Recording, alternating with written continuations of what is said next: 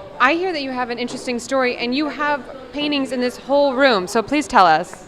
I woke up about 4 months ago, and I've been going blind all my life, but about 4 months ago, I woke up with no vision at all, zero. And then I know at that point that this was the end. I'm getting close. I need to do something. I was so upset. It was 16 hours and no vision. And I went, what did I paint last? Oh my God, it was horrible. That's not what I wanted to go out with a bang, and I'm done, and I have not set up for sculpture, and I was frantic.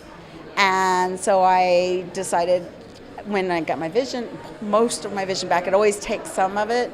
So when most of it came back, I decided that's it. I'm doing what I want to do, and I got to do it fast because it's running out of time. So I've been working nonstop since that moment to do this show. This whole show is brand new except for this piece. Every painting has been painted within the last 4.5 months. How many pieces is that? And 20 pieces, and they were all done at the same time.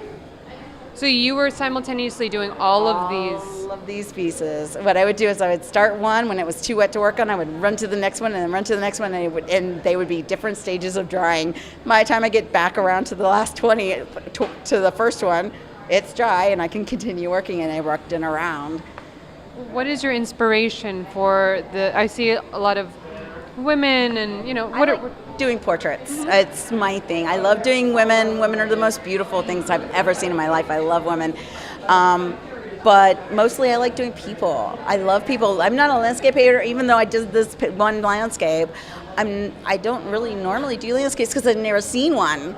So I do people because I can bump into them and see them. And the one thing I see about people is they're so special and they're so magical.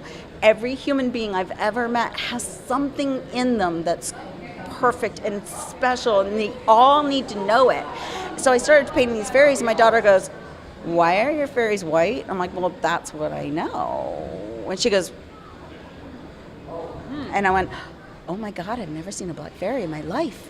Never." And I started thinking about it, and it's like the most heinous thing I've ever heard, that a little black girl would come in here, and if she didn't see a representation of magic for herself, like she could look and see the magic, and she could, that's me. That's what I wanted. I wanted to especially this time of the way the world is right now.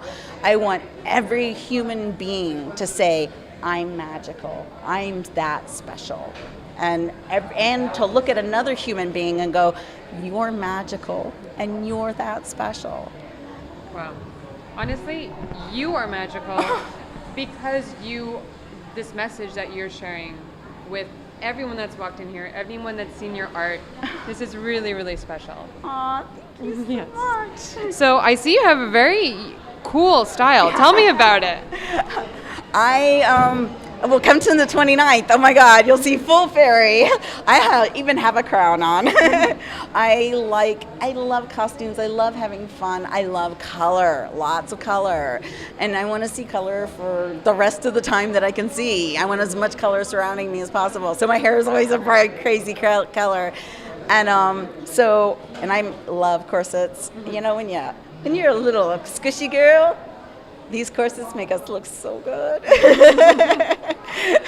That's wonderful. Just hearing that makes color seem so beautiful. Thank you for, really, really telling us how amazing. It is everything in life. Everything in life is a color. And if there's no color in your life, you've got a boring life. It's just rice, man. It's just rice. I like all color.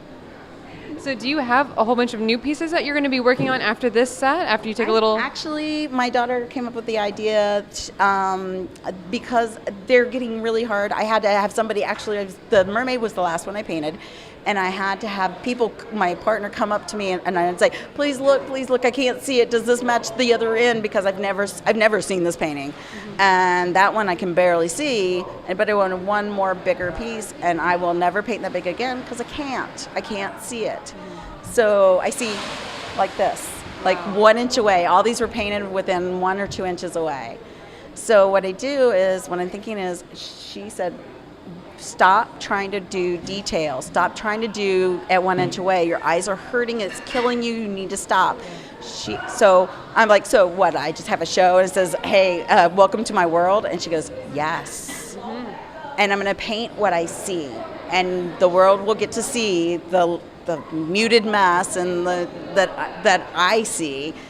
And I don't know how well it'll come out. I've never painted like that, but you'll know this is what I see. It's going to be called Welcome to My World.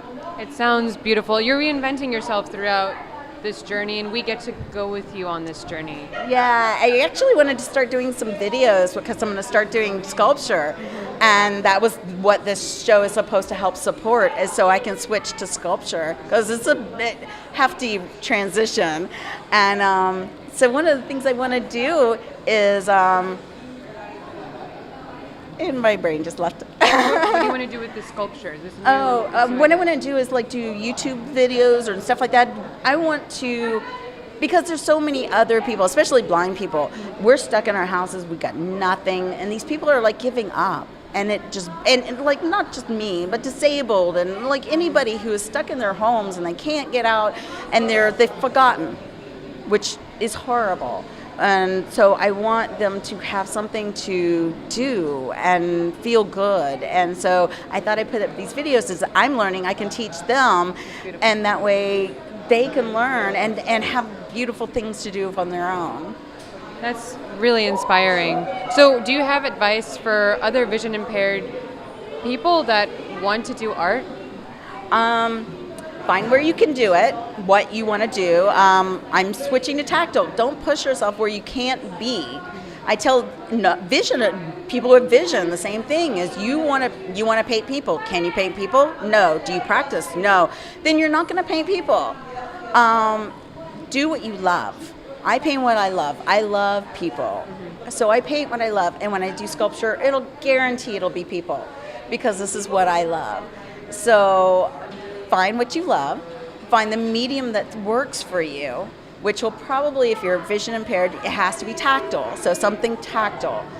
And practice every day, every single day. Go treat it like a job. And you may hate it some days because it's horrible, but if you do that, you just keep getting better and better. And it's the only way to get better, is to do it every day. Wow. I know I've said this before. You are extremely inspiring.